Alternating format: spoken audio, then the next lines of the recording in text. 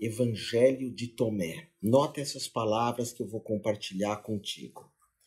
Jesus disse: tomei minha posição no meio do mundo. Tornei-me homem e apareci diante deles. Deles somos nós. Jesus tomou uma posição no nosso mundo. Encontrei-os todos bêbados e nenhum estava com sede. Minha alma afligiu-se pelos filhos dos homens, porque seus corações estão cegos e não podem ver que vazios vieram ao mundo e vazios procuram sair dele novamente. Triste isso, né? Pessoas que vêm para cá vazias e saem daqui vazias também. Jesus continua: mas agora eles estão bêbados, e quando tiverem se livrados de seus vinhos, então se arrependerão. Jesus disse: se a carne veio à existência por causa do Espírito, é uma maravilha. Mas se o Espírito veio à existência por causa do corpo, é a maravilha das maravilhas. Eu me maravilho de como essa grande riqueza fez seu lar em tão grande pobreza. Uau! Então você nota que as palavras de Jesus, elas nos sacodem, Tomé. As palavras reais que não foram tesouradas, que não são adaptadas por religiosos de quinta categoria, a grande maioria homem. Inclusive eu sou um homem, mas eu procuro muito estudar a visão feminina de Mestre Osho, a mulher que se entrega, que aceita. Então, primeiro essa questão mais polêmica dessa passagem. Perguntaram para Jesus: o corpo é espiritual? O corpo existe por causa do espírito? Ou o espírito existe por causa do corpo? Essa pergunta foi feita a Mestre Osho. E sabe, quando a gente está com o mestre, é muito importante fazer a pergunta certa.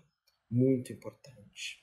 Eu tive com grandes mestres e percebia como o mestre fica feliz quando alguém faz a pergunta correta.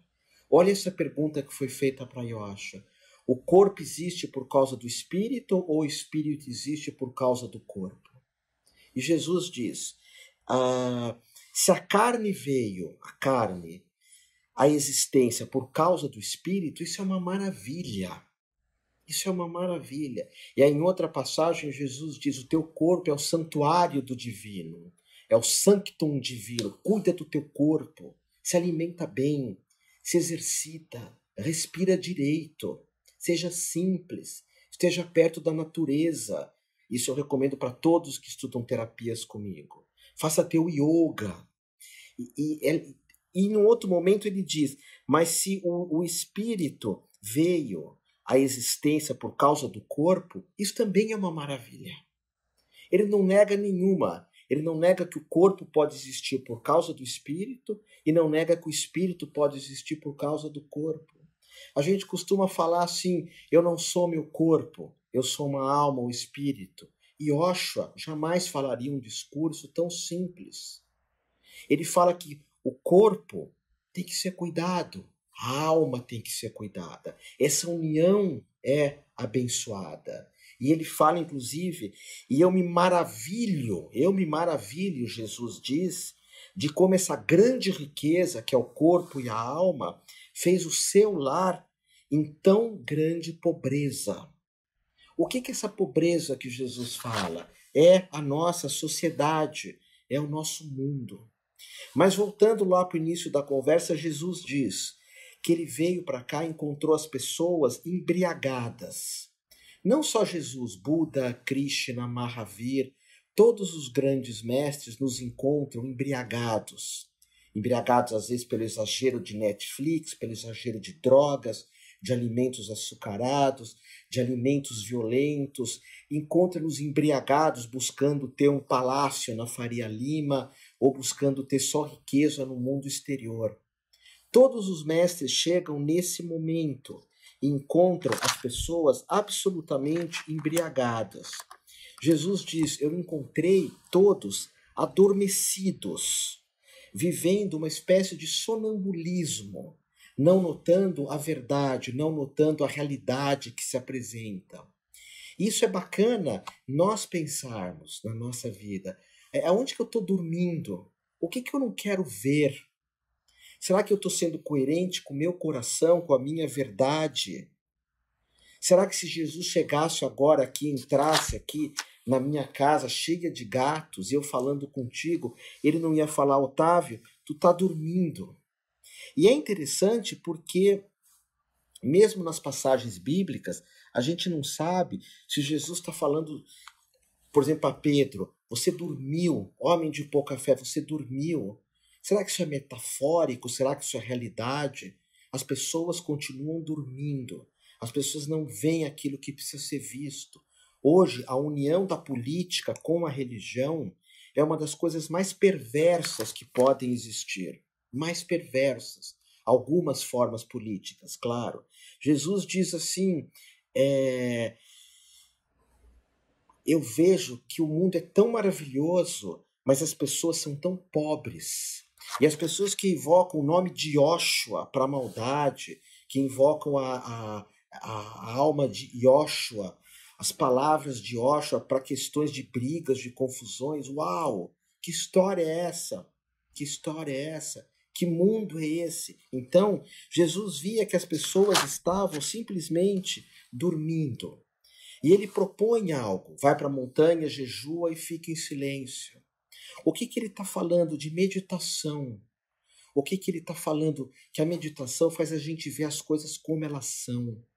A meditação aumenta a nossa intuição, a percepção de quem eu sou. A meditação faz eu entender qual é o meu legado no mundo. Qual é o teu legado? Jesus diz, tem pessoas que vêm para cá, olha aqui a passagem de novo. Cadê? Encontrei os bêbados, vieram ao mundo, vazios vieram ao mundo e vazios procuram sair daqui novamente.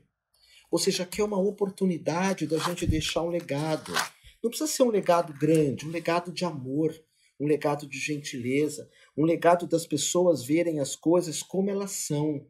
Jesus diz, encontrei as pessoas com sede, mas ao mesmo tempo, por mais água que eu dava para essas pessoas, eu não conseguia diminuir a sede das mesmas, porque elas estavam bêbadas. E Jesus prossegue, e minha alma afligiu-se. Você imagina um iluminado vendo as pessoas completamente perdidas na loucura do mundo, naquela época, imagina hoje, e minha alma afligiu-se pelos filhos do homem, porque os seus corações estavam cegos e não podem ver que vieram ao mundo vazio e saem daqui vazios. Então o convite aqui é que nós percebemos primeiro que seguir Mestre Osho é viver com o coração. Quando a gente segue a filosofia grega, é uma filosofia mais intelectual, mais mental. Quando a gente segue a filosofia Zen, ela é mais silenciosa. Quando você segue a filosofia do yoga, eu consigo achar que o yoga integra tudo. Yoga sério, para valer. Mas cada mestre ensina numa direção. Meu mestre Osho ensinou a usar a energia da sexualidade, por exemplo. A energia da sexualidade. Mas o mestre Jesus, ele ensina com que nós vivamos com o coração. Ele é um mestre do coração. Ele é um mestre que diz assim, se você não tem coração, você não pode nem orar. A tua oração vai ser pedindo coisas. A tua oração não vai ter lágrimas nos olhos. A gente reza o Pai Nosso, essa oração linda que Jesus compartilhou, muitas vezes só nas situações que apertam. A gente estuda seres de outro mundo, a gente estuda um monte de coisas menores, a gente vai sempre olhar para fora, mas apertou, a gente reza o Pai Nosso. Meu convite para ti não. Traz essa oração para a tua vida. Preferencialmente, na minha opinião, é aqui o Pai Nosso em aramaico. O Pai Nosso, exatamente como Jesus ensinou para nós. Porque essas orações, essas meditações, elas vão nos encontrar muitas vezes bêbadas. Vão nos encontrar muitas vezes pobres e adormecidas. Adormecidas. Quando esse mestre Jesus chega, ele vê que nós estamos lutando por coisas muito feias. colocando a nossa energia em coisas muito feias. Nós estamos obcecados por muitas maldades, por muitas doenças. E Jesus fala, corre para o templo, porque no templo que você vai se curar. E qual o templo que você recomenda, Otávio? O templo do teu coração, porque não tem outro. Eu estava falando esses dias de São Francisco. São Francisco, para mim, é a síntese de Jesus. Alguém que conversava com os lobos, com as ovelhas. Alguém que abraçava os leprosos no momento onde ninguém abraçava os leprosos. Alguém que o pai falou, você está dando um monte de coisa, você não pode dar minhas coisas. E São Francisco tira a roupa do corpo, fica nu e fala, olha, nem essas roupas eu quero mais. Desse mundo eu não quero nada. Eu não digo que você precisa ser assim. Eu acredito muito no caminho do meio. Não ter muito nem pouco, não dormir muito nem pouco, não comer muito nem pouco, não trabalhar muito nem pouco. Eu creio nisso, é uma filosofia minha, talvez não seja a tua. Jesus é mais radical, tenha só um hábito. Um hábito, um hábito. Um hábito. O Buda deixava usar 3 hábitos. São caminhos diferentes. Caminhos diferentes. A questão não é ter, mas é se apegar naquilo que nós temos. E São Francisco ele traz uma síntese de Mestre Jesus, e quando ele se une a Clara de Assis, você precisa ler sobre Clara de Assis. Se você que me segue é uma mulher, é uma moça, é uma senhora, você precisa ler sobre Santa Clara, porque é uma história linda, num mundo que só fala de mestres homens, sabe? Santa Clara e São Francisco, a união do céu e da terra, do yin e do yang, do masculino e do feminino.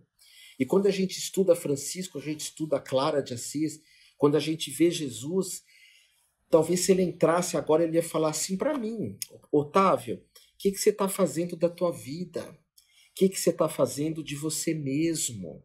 Sabe? Apenas uma ruína. E às vezes a nossa ruína, ela cai cada dia mais. Mas o perigo não é, muitas coisas da nossa vida serem arruinadas, que é o que eu falei, quando tudo se desfaz. Você já deve ter passado por isso. O perigo é quando nós nos tornamos uma ruína. Jesus, numa passagem, fala de vendermos tudo e termos uma pérola, aquilo que as traças não comem. Numa outra passagem, Jesus fala que ele larga tudo por causa de uma ovelha. Sabe, tem uma amiga minha que ela trabalha muito com questões de tantra, mas um tantra meio brasileiro, meio californiano, não o tantra que eu ensino. E eu falo, você precisa ter uma proteção, você precisa ter uma tradição por trás de você, você está muito envolvida com coisas que não vão te fazer bem. E ela fala, eu vou estar contigo é comigo. Quero que você me dê uma bênção dentro de uma tradição indiana para me proteger. Aí hoje não posso, hoje não dá, amanhã também não vai dar certo. E há uma parábola de Jesus que ele conta isso. Jesus, de um cara que chega para o servo e fala, convida não sei quem para estar comigo. E o cara vai e fala, olha, meu mestre te convidou para você jantar com ele. E o cara fala, estou ocupado, tem uma reunião, tem um business. Aí o servo vai no outro, Jesus está te convidando para o encontro. Hoje não. Eu tenho um happy hour, num barzinho fechado, com uma televisão passando futebol, as pessoas em pé e bebendo e gritando para se ouvirem. Eu tenho esse happy hour, eu não vou subir a montanha com Jesus. E o servo fala, ok. Aí o servo vai, o outro fala, o mestre te chama para tu estar com ele, para tu sentar com ele. E o cara diz, não posso ir. Eu tenho isso ou aquilo. E depois Jesus fala, né, que as pessoas têm perdido, nós temos perdido essas oportunidades. E o que esse encontro com Jesus, quisera eu que ele entrasse aqui agora, eu me atiraria aos pés dele, eu seguiria esse mestre. Será que eu largaria tudo, o meu iPhone? Será que eu largaria estar com vocês? Eu não sei. Eu sinto que outro dia eu estava lá em Brasília conversando com um religioso de uma escola chamada Trapista. É uma escola francesa, vem de Trapi, são monges que usam hábitos brancos, como eu estou hoje. E nossa, esse monge, essas escolas assim muito seculares, de silêncio, me chamam muito. Eu gosto muito de São Francisco, que é desenvolver a minha espiritualidade na natureza. Se você é terapeuta, se você é um yogi, viva perto da natureza. Eu falo para essas pessoas, você faz parte do meu povo, os que gostam do meu discurso, enfim. E eu estava conversando com esse trapista e minha mãe veio e me puxou. E eu falei, mãe, estou conversando com ele. Minha mãe me puxou. E eu falei, mãe, estou conversando com o trapista. E o trapista, que é uma ordem muito fechada, muito silenciosa, olhou para minha mãe e falou, por que a senhora não quer que ele fale comigo? E minha mãe falou para o trapista, porque eu vou perder ele para você um dia. Enquanto eu estiver viva, eu quero que meu filho fique comigo. Porque esse mundo me chama muito. Eu não sei se Jesus entrasse por essa porta. É que eu tenho vocês, que eu formo terapeutas, eu tenho a minha escola Humana e Amor. Eu quero formar, meu mestre hoje falou, forma terapeutas, Otávio. Eu faço isso há 33 anos. Hoje na Humana e Amor, mas eu não sei. Eu acho que, no fundo, a gente torce para não encontrar o mestre como Jesus. Torce. Porque ele vai dizer, larga tudo e me segue. Largar a minha vaidade, o meu medo. Ele vai falar isso. O que você está fazendo da tua vida? Tudo bem que muita coisa na nossa vida vira ruína, mas não se torne uma ruína. E como, Yosha, não se tornar uma ruína? Olha para o teu coração. E Jesus fica muito triste quando encontra as pessoas tristes também. Jesus era um mestre de celebração. Eu gosto muito, quando eu penso em Jesus, em vida, amor e riso. Era um mestre de muita vida, muita vida. Por onde ele passava, a vida florescia. E isso você faz também. Faz com que a vida floresça perto de ti. Jesus ria muito, ria. Ele queria ver as pessoas celebrativas, brincando. Jesus amava.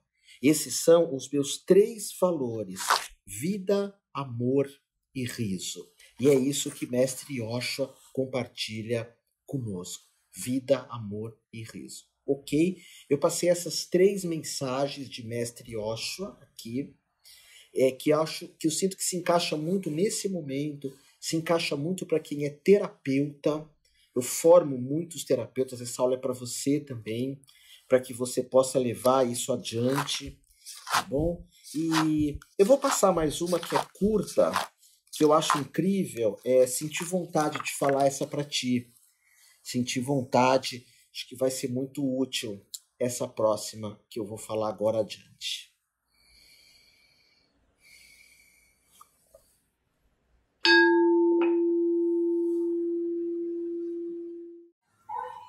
Gratidão absoluta por você ter chego até o final dessa lição. Se ela tocou o teu coração, deixa a barra limpa aqui em algum lugar e visite o meu site, que é humaniamor.com.br.